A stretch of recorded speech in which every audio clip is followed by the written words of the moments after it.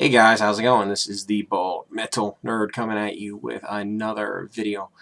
This one I am just going to cover a discography that I actually discovered when I was getting ready for my next video. It's the only discography that completely slipped my mind when I was making my video about the discographies that I have. Now, for full disclosure, what I consider a discography to be is, basically all of their studio albums and EPs. Live albums and compilations don't count, as those are just simply different recordings or reworks of songs, that previously exist. So anyway, let's go ahead and get right into it. The band in question, you might be able to guess who it is.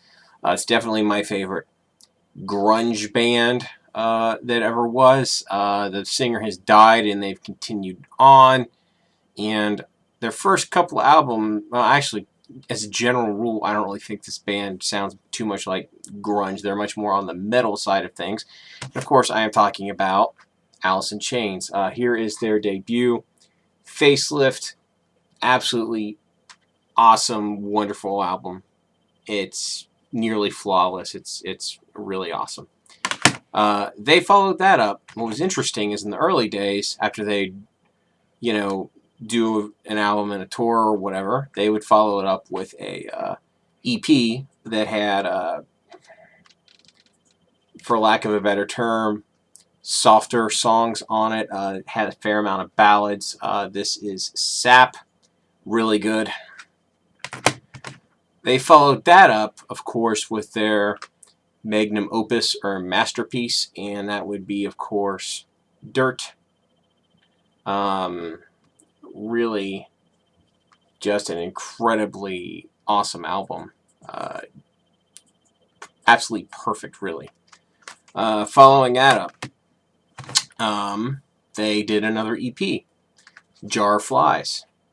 Again, this is an absolutely amazing album. Or I'm sorry, EP. Following that up, they had their self-titled third, and it's just titled Alice in Chains. And it comes in this, very interesting looking CD case. This is their weakest album with Lane Staley, and it is their final album with Lane Staley, ultimately, because after this album, they toured and stuff, and then after that they went on an extremely long hiatus, and then, of course, we all know Lane eventually died, right? But, yeah, this is their final release with Lane. Now, they were gone for a good long time, and they found a new singer, William Duvall, and he's an incredibly talented singer. I've seen footage of him, and when you do hear him on their newer albums, he sounds great. But you hear Jerry Cantrell singing a lot more on their new albums. I'd really wish they'd let William stretch his lungs a bit on these recent releases, because he is incredibly great. But they came back with Black Gives Way to Blue, and it's a great album. Really good, definitely worth your time. And then finally, their most recent release is The Devil Put Dinosaurs Here. And it's pretty good. It's not as good as their previous album, but still really solid, really good album, definitely worthwhile.